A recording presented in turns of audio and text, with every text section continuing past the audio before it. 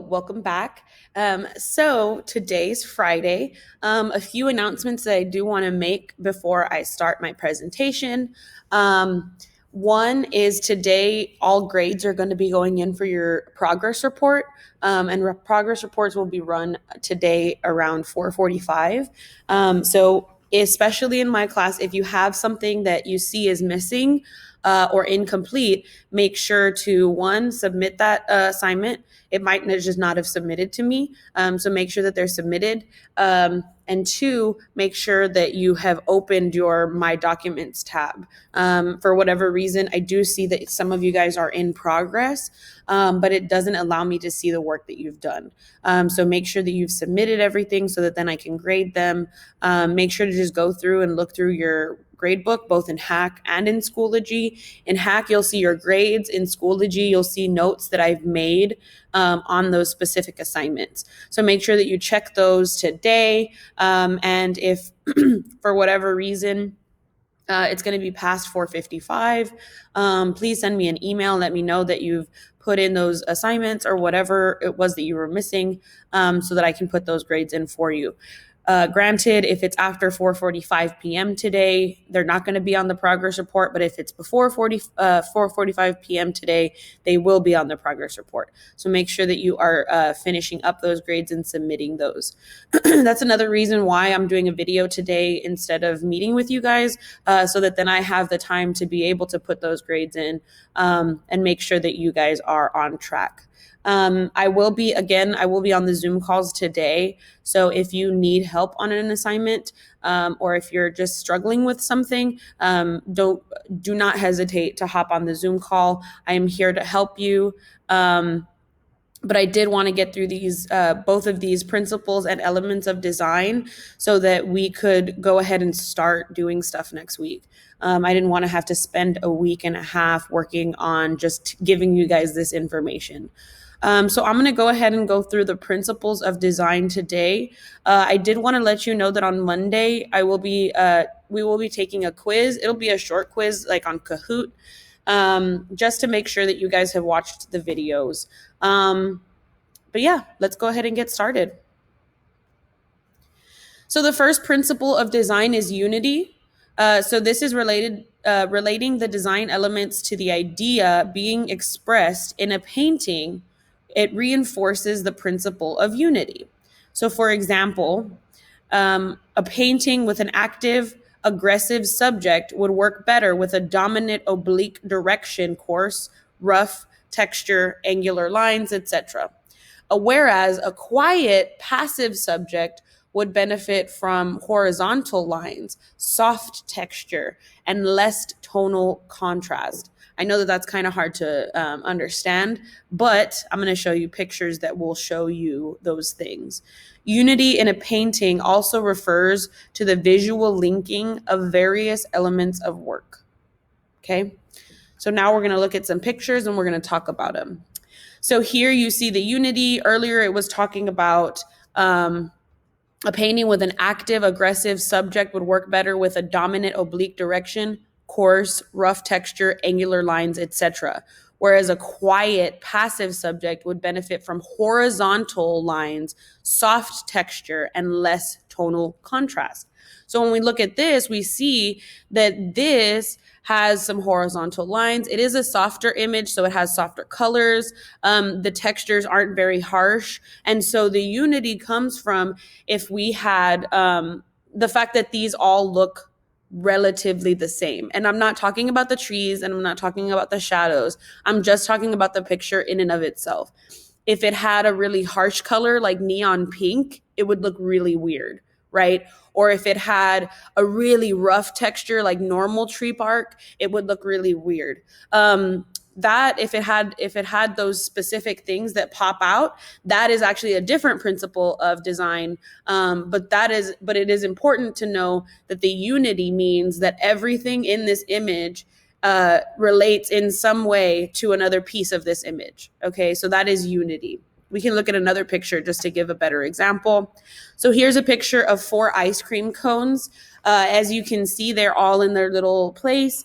The unity here is that they are the same, right? They are not exactly the same, and that's not what we're expecting in unity, but there is some sort of similarity between them, right? We see that their length is a little off, but not very off. Their height is the same way, right? And so we know that there is unity here. And the colors, again, like we were talking about earlier, if we had colors like purple or cooler colors, they would not work here, right? We have all warm colors. Even in the line work, we can see their sketch or their gesture lines that they left here. But they are all in unity, right? If somebody had ADD, they would be pretty, not ADD, OCD.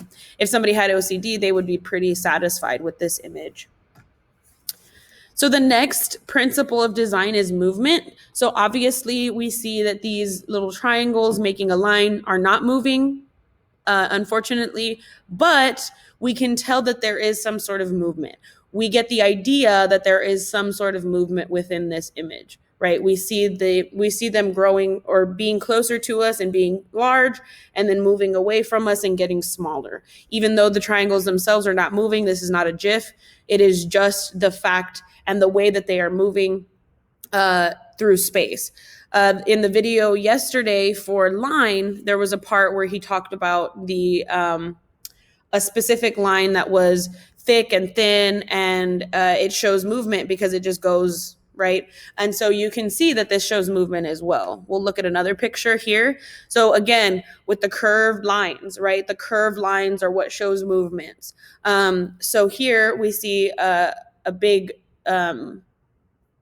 why can't I think of the word? A wave, an ocean wave, and it's moving and it's coming back up, right? And so we can see that movement. And so you see some sort of similarities between these two pictures, right? We see that there is movement, but we also see that there's curves, right? That there's a curve. And so we can gather that in movement, we need a curve. We need some sort of something that is showing that it's going from here to here, right? So it's curving up. Here's another picture of movement with less of just the curved line. But we can see that one, he is in movement, right? He's mid like run or dribble. But we also see the movement in this little piece right here where it is moving away from him, right? So we kind of gather that this was him at some point, right? So we see that he is moving, and it's not just in his body, but even if you took away half of this image, you would see movement in this, right? So that is movement. The next thing is proportion. So as you can see here, this is the statue of, I was about to say the Statue of Liberty. That is not correct. This is the Eiffel Tower. So we can see it. This is the normal distance. If you were taking a picture of it from far away, this is what the Eiffel Tower looks like. However, if you were to stand back, put the Eiffel Tower in your camera, and then put your fingers over it from a distance, right? Obviously, his fingers aren't actually holding the Eiffel Tower because it is too big for him to do that. But doing that little proportion, having the camera right here, the Eiffel Tower further away, and the hand right here, we can take a picture, click, and it looks like we are holding the Eiffel Tower. I'm sure that you guys have seen a lot of pictures like this on social media and just throughout the world. They're very interesting, but this is a principle of design. We want to see the proportions of things, right?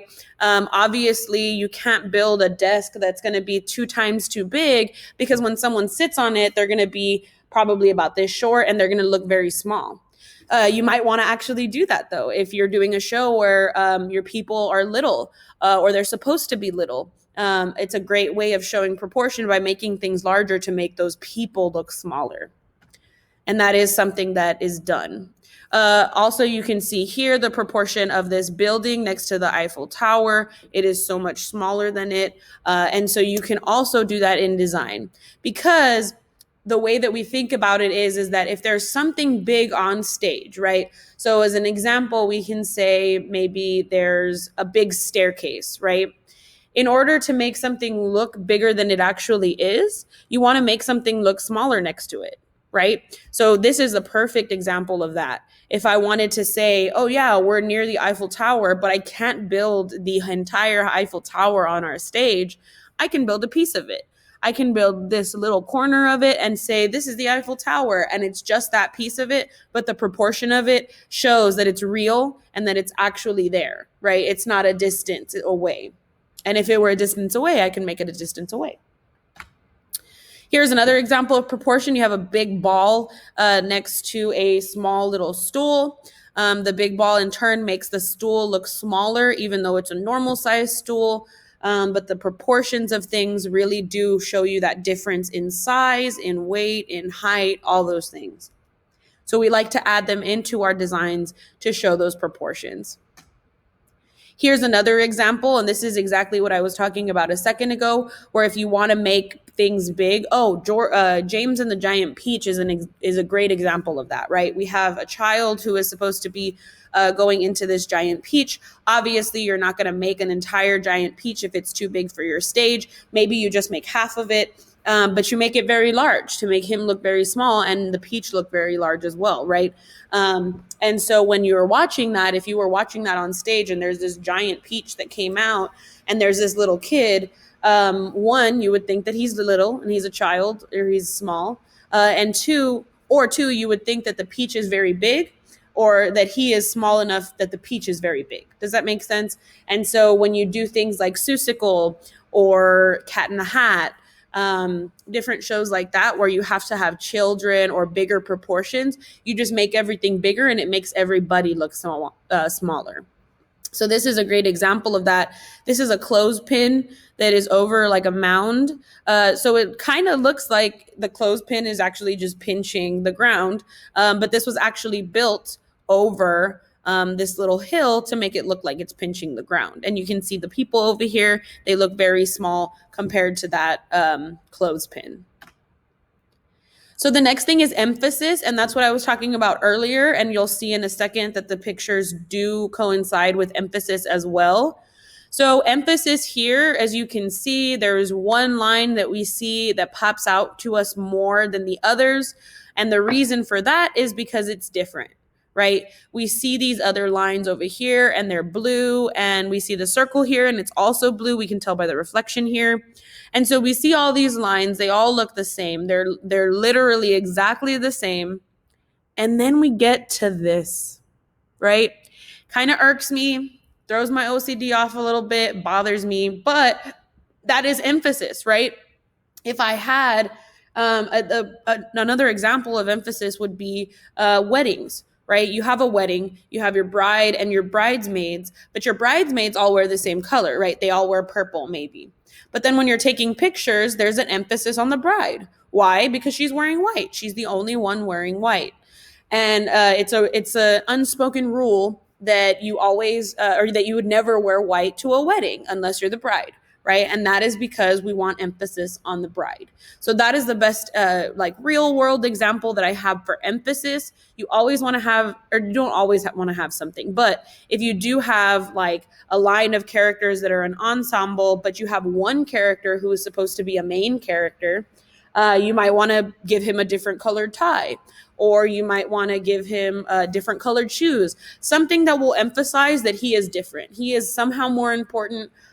He is somehow someone that you should watch, right? Because if you saw everybody in the same uniform, a black suit, black tie, black shoes, and all of a sudden somebody walks out with a red tie, you automatically have your attention on that person because you know that there is something different about them and there is something important about them. So remember emphasis as one of the principles of design. So here's another picture of emphasis. Obviously, we have snow everywhere. It's covering everything. Everything is completely white. And then all of a sudden you see a rainbow colored umbrella. And that is obviously one of the best examples of emphasis. Although we do see here that it doesn't have to be all white with one color to show emphasis. And here as well, you do see the first thing that draws your eye. That is the emphasis. That is what is being emphasized. So the first thing that draws our eyes here is this clash, right? And we see this clash, and then the things that we see from there are the two people that are clashing. So we see Captain America and Iron Man.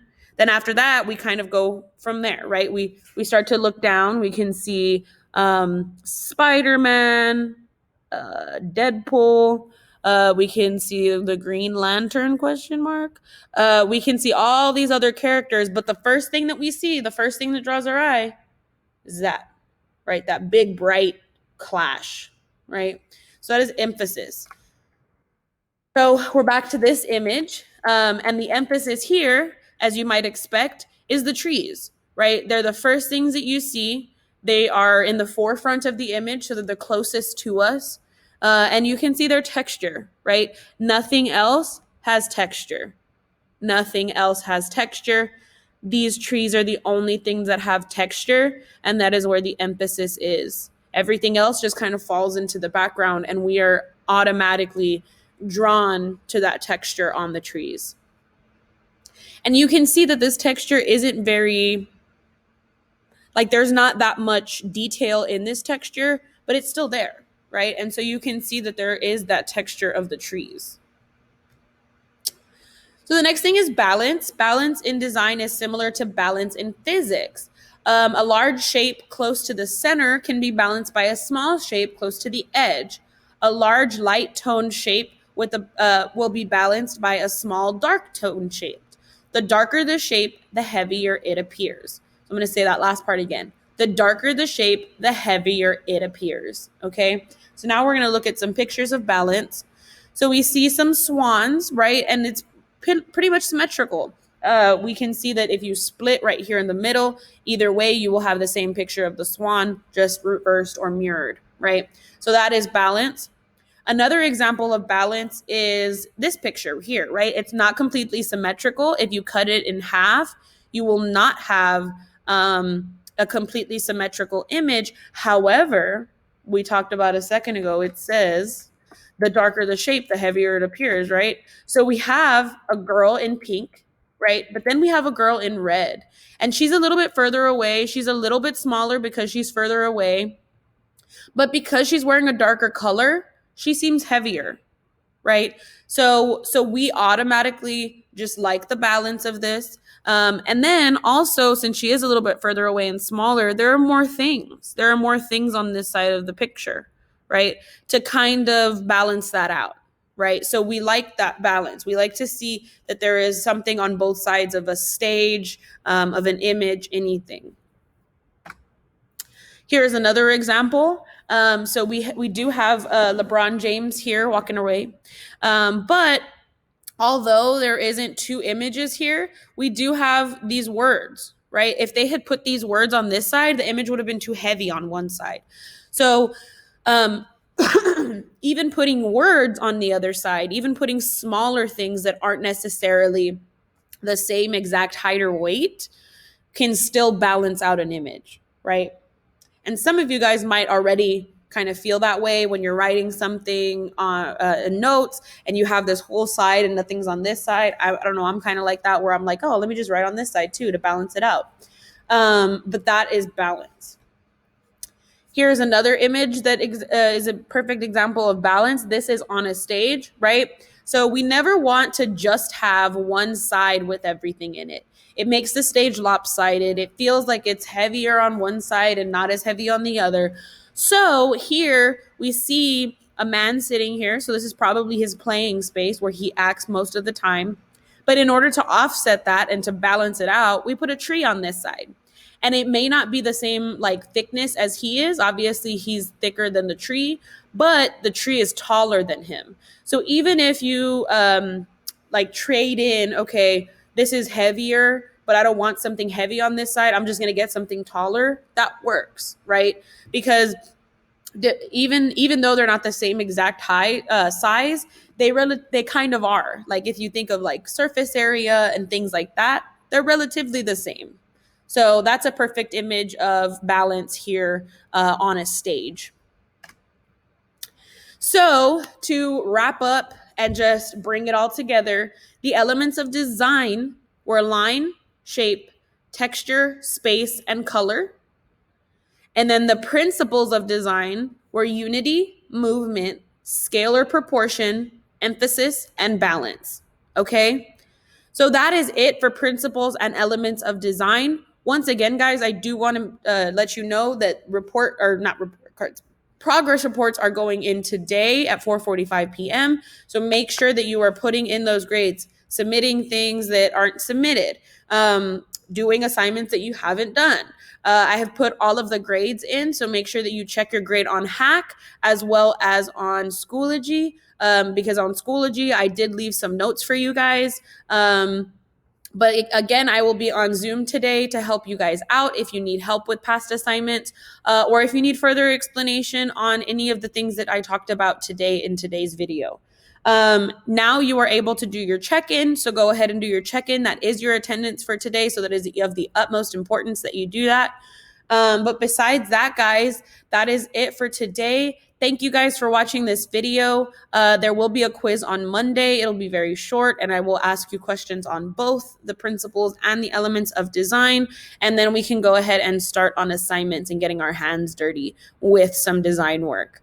Thank you guys again, and have a great Friday and weekend. I'll see you on Monday.